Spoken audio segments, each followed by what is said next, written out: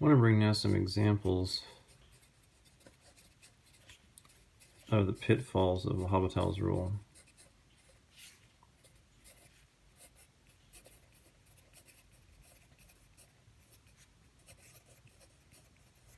There are not many, nor too egregious, but nevertheless something to be aware of. So, for example, if we want to take the limit of the natural log of x over x as x approaches 0 from the right, then this one I will term inappropriate application, perhaps.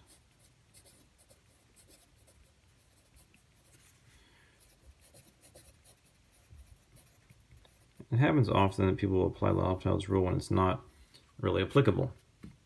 So let's be careful and see what's really going on as x approaches 0, and not assume that I can just start taking derivatives right away. As x approaches 0 from the right, the natural log is approaching what? It's approaching its vertical asymptote, and that means it's going down towards negative infinity. And then the denominator is x itself, so it's approaching 0 from the right. But it's always positive. So this is not an indeterminate form at all. Right? A mixture of infinity and 0 will either lead to an overall limit and a quotient of infinity or 0. In this case, since the top is getting, you might say, large, right, in terms of magnitude, large without bound, and the bottom is getting close to 0, the overall ratio is becoming gargantuan, very large. Right? They're both contributing to the ratio becoming larger. So their net effect is, of course, giant magnitude. But because the numerator is always negative as this limit proceeds and the denominator is always positive, then overall this must be heading towards negative infinity. Okay? So we know the answer right now is negative infinity. No L'Hopital's rule applies and none should be applied. But if I did make the mistake of applying it, because you get very tempted.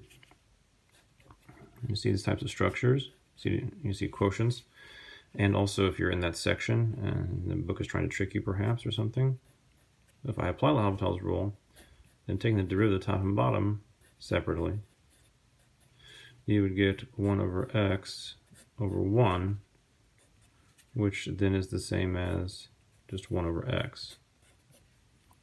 As x approaches 0 from the right, this denominator is always positive, but so is the numerator. But we know as the bottom goes towards 0, we're heading towards infinity. So which infinity? It would have to be positive infinity in this consideration. But this is false. Right? So this is all false. We never want to apply L'Hopital's rule inappropriately.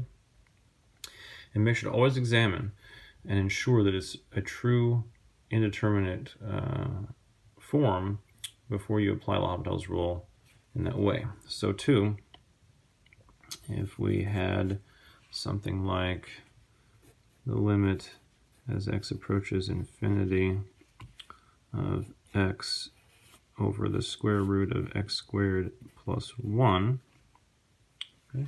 So I will call this not inappropriate application, but perhaps ineffective application. It's actually a very interesting case. So let's see.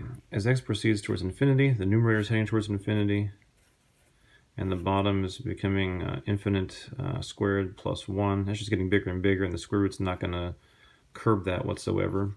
So it is a true indeterminate form for which L'Hopital's rule applies. So let's go ahead and apply it and see what happens. Limit as x approaches infinity, x over the square root of x squared plus 1, and then applying L'Hopital's rule, the numerator becomes 1. The denominator is the derivative of the root of x squared plus 1. So the 1/2 power would come down.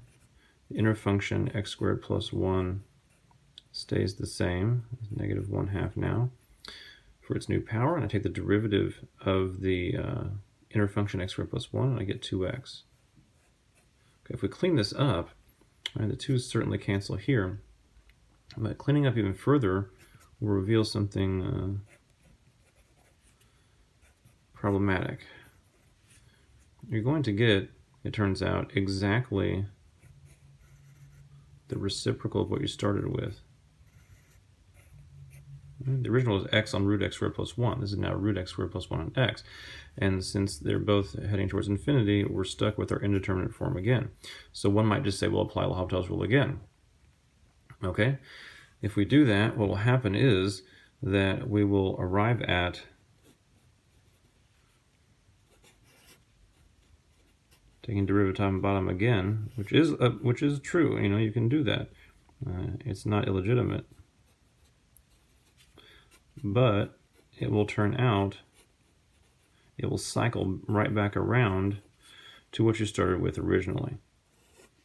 So we're never getting to a better structure in which to apply this this limit. So we're not able to evaluate it using the L'Hopital's rule. And we'd have to use, instead, methods from earlier sections. And that's why they're important. L'Hopital's rule is not universally applicable. So we would do what we did before. We'd take out the highest power of x. We're stuck without using the L'Hopital's rule because we see it cycling back around to the original again, giving us nothing really to work with. So taking out the highest power of x, we would have something like this.